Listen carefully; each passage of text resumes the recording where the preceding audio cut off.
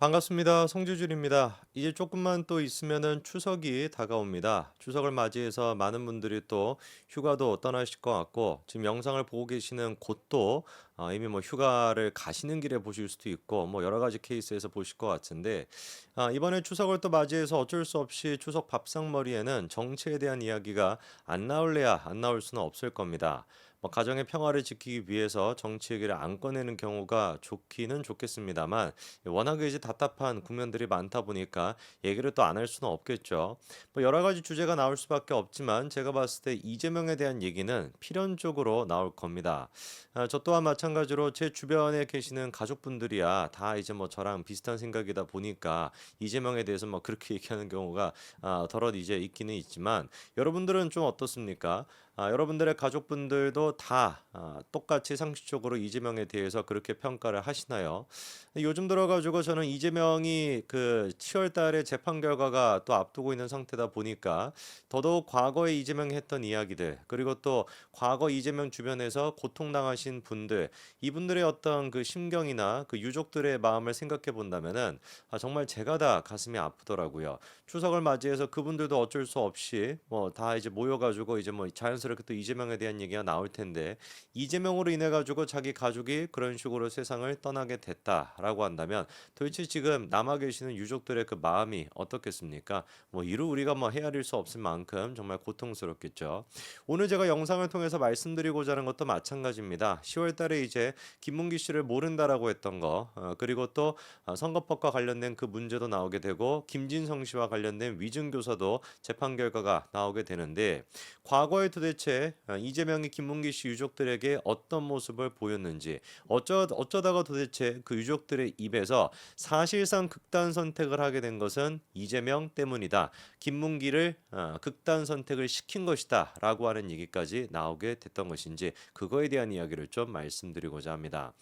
이번에 이제 그 좀 깜짝 놀랄 만한 뭐 회담 한 가지가 있었죠. 김종인과 그다음에 이재명 두 사람의 그 회동이 있었는데 한 2시간 정도 비공개로 회동을 했다고 합니다. 갑작스럽게 뭐 김종인을 또 이재명이 만나다라고 하다 보니까 그 배경이 뭘까도 좀 궁금증이 생기는데 뭐 구체적인 얘기는 이제 다 공개가 안 됐어요. 이재명의 식사가 끝나고 난 뒤에 뭐 질의응답을 좀 하시겠다라고 하던데요라고 얘기하고 화장실 같은 데로 가는 것 같더니 그냥 집에 가버렸고 그래도 김종인 같은 경우도 이제 그 식사 끝나고 난 다음에 3분 만에 자리를 떴다라고 하니까 뭐 아무 얘기도 나오지는 않았습니다.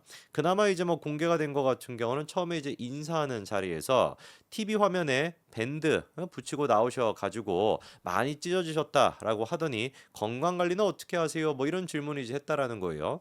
또 찢는 거 같은 경우는 이재명 대표의 전문 분야 아니겠습니까? 그러다 보니까 또 김종인이 그 찢긴 그 부분에 대해서 또 관심이 많았나 봐요. 그때 많이 찢어지셨는데 뭐 어떻게 되고 있냐? 뭐 이런 질문을 또 했다고 합니다.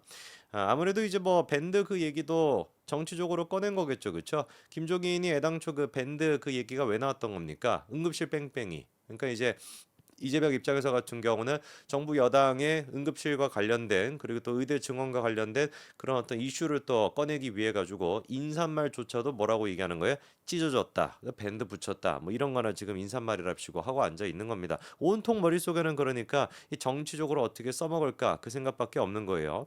그리고 또 김종인뿐만 아니라 이상돈 전 의원 또한 마찬가지로 이번에 만났다라고 합니다.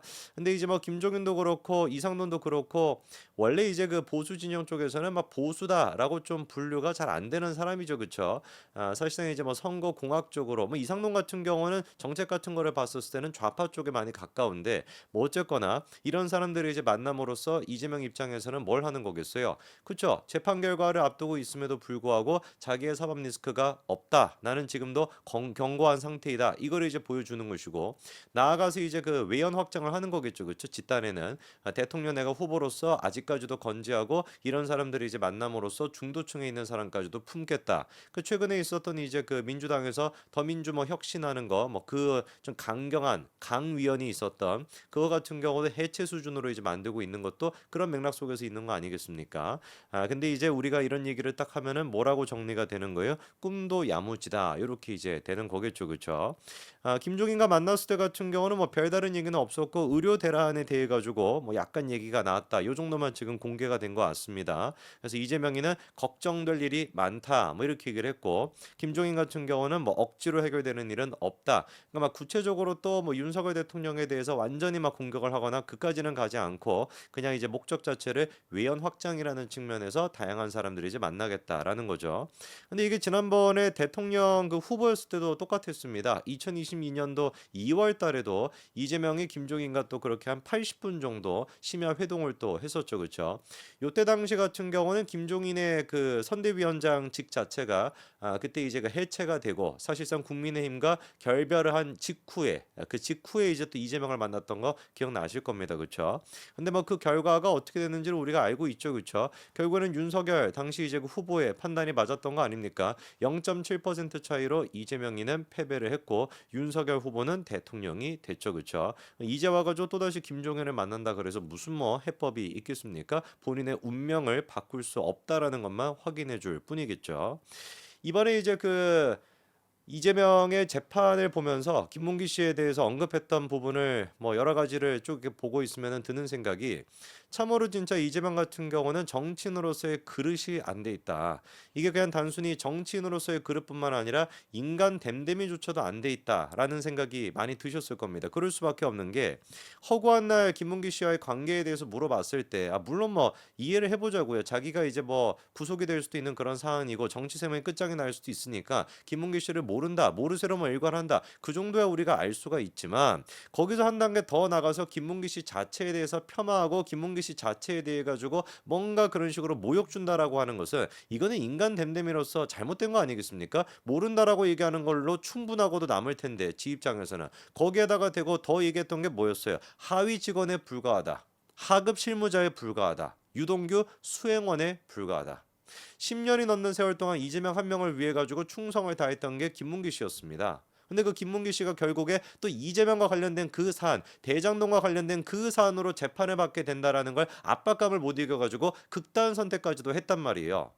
인간이라고 한다면은 그러면 미안한 마음이 들어서라도 유동규 씨, 김문기 씨에 대해서 모른다 정도까지는 몰라도 그 이상으로 야 그거 뭐 하위 직원밖에 안 되는 사람이고 하급 실무자밖에 안 되는 사람이고 나는 대단한 성남시장이나 되는 사람인데 어떻게 그렇게 급 떨어지게 채급 떨어지게 채통 안 맞게 그런 식으로 내가 하급 직원들과 대화를 나눌 수가 있겠냐, 이런 식의 표현이 어떻게 나올 수가 있습니까?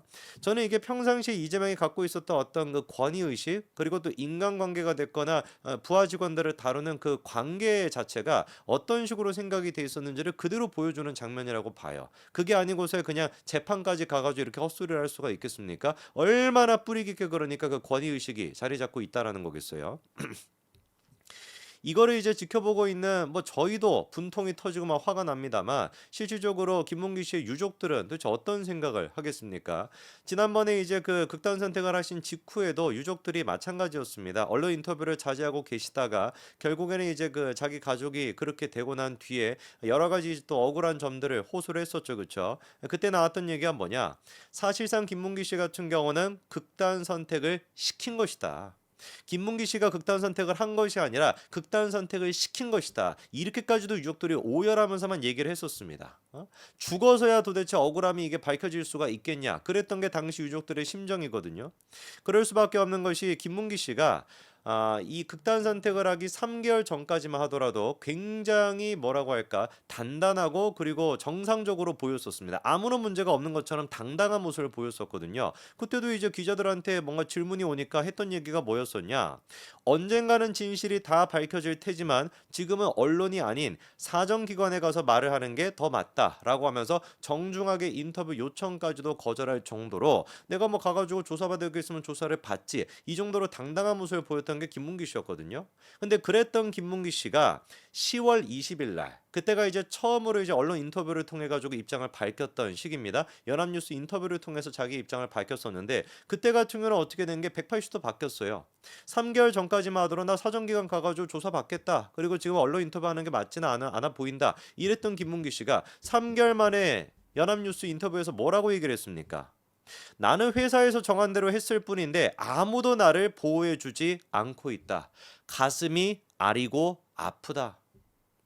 이번에 문다혜 씨가 무슨 뭐 자기에 대한 수사에 대해서 막 비판을 하면서 말도 안 되는 뭐 수필인가 뭔가 하는 뭐 희한한 어떤 그 입장문 같은 거 올려놓지 않았습니까? 그거를 보고는 진짜 우리가 코웃음을 치게 되는 것이죠. 저거 진짜 지 잘못에 대해 가지고 인정도 안 하고 처벌도 받기 싫어가지고 저렇게 지금 감성팔이나 하고 있구나라는 생각이 들지만 김문기 씨의 지금 이 얘기를 한번 다시 들어보십시오. 나는 그냥 회사에서 하라는 대로 하고 했을 뿐인데 아무도 나를 보호해주고 있지 않다. 가슴이 아리고 아프다. 이게 김문기 씨의 입장이었습니다. 도대체 무슨 일이 있었길래 3개월 사이 이렇게 김문기 씨의 입장이 그리고 또 심경이 바뀌게 됐을까요? 김문기 씨가 인터뷰를 하기 직전에 바로 뭐가 있었냐? 이재명의 경기도지사의 그 경기도 국정감사가 있었습니다. 기억나시죠? 그 국정감사에서 했던 발언 때문에 또 문제가 돼가지고 지금 또 재판을 받게 되잖아요. 백현동 개발은 박근혜 대통령의 무슨 뭐 압박 때문이었다, 협박 때문이었다. 그런 또 말 같지도 않은 소리 해가지고 그것도 재판을 받고 있는데 그 국정감사에서도 마찬가지로 뭐에 대한 얘기가 나왔습니까? 대장동에 대한 얘기가 나왔습니다. 근데 그 대장동에 대한 얘기가 나왔을 때 이재명의 발언은 뭐였어요? 직원 일부가 오염되어 부패에 관여한 점에 사과드린다. 자기 책임은 아무것도 없고 자기는 아무것도 잘못한 것이 없고 직원들이 잘못한 것이다. 일부 직원이라고 하는 게 지금 누구를 얘기하는 겁니까? 유동규나 김문기 같은 사람 얘기하는 거 아니겠어요? 그 사람들이 오염돼서 부패했던 것이다. 그 점에 대해서 내가 사과한다. 그러나 나는 아무 잘못이 없다. 근데 실제로는 어땠던 겁니까? 김문기 씨는 실무자에 불과했어요. 글자 그대로 시키는 대로밖에 할 수가 없는 그런 입장이었습니다. 아니었죠. 거꾸로 김문기 씨 같은 경우는 대장동 사업이 정말로 이재명이가 가짜로 얘기했던 거 말고 진짜로 얘기했던 부분이라고 한다면은 그 뭔가 공익 환수를 하겠다라고 하는 그 부분, 그 부분에 대해서 진짜로 얘기했던 게 누굽니까? 김문기 씨입니다. 공익 환수를 하기 위해서 초과이익 환수를 하기 위해 가지고 3번 가까이나 조항을 만들어야 된다라고 입장을 냈던 게 그런 어떤 목소리를 냈던 게 김문기 씨인데 싹 다 묵인됐던 거 아니에요. 그거를 묵인시켰던 장본인이 누굽니까? 결재를 한 장본인이 이재명 아닙니까? 그래 놓고서는 대장동 사업은 최대 무슨 뭐 당군 일의 최대 공익 환수 사업이다 보다 이런 말 같지도 않은 거짓말을 하고 있고 김문기 씨를 그런 식으로 모르는 사람으로 밀어붙이고 하위 직업에 불과한 것이다. 나랑 체급도 안 맞는 사람인데 어떻게 그런 사람에 대화할 수 있냐? 지금 이 순간에도 마찬가지로 김문기 씨를 모욕하고 있지 않습니까? 당시 유족들이 그렇게 얘기했어요. 김문기 처장이 극단 선택이라고 하는 선택을 했지만 사실상 상황들을 보면은 이거는 극단 선택을 시킨 걸로 보인다. 이게 유족들의 얘기입니다. 그럴 수밖에 없죠. 김문기 씨도 유서에다가 뭐라고 메시지를 남겨놨습니까? 여러 번 윗선의 결정권자에게 얘기했는데도 들어주지 않아서 너무 억울하다. 여기서 말하는 결정권자가 누굽니까? 이재명이죠, 당연히.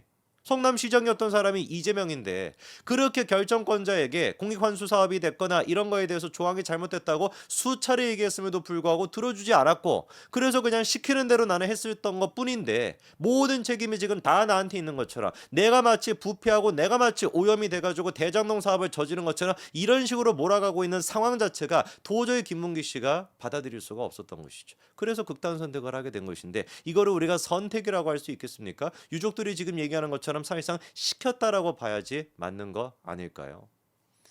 현재 재판을 받으면서도 이재명은 끊임없이 김문기 씨를 모욕하고 있습니다. 그거에 대한 피해, 그거에 대한 그 모든 것들은 유족들이 지금 고스란히 감당하고 있죠. 제발 이분들의 마음, 억울한 진짜 김문기 씨의 마음을 위로하기 위해서라도 사법부가 정상적이고 상식적인 판단을 빠르게 내려주시기 바랍니다. 여기까지 말씀드리겠습니다. 감사합니다.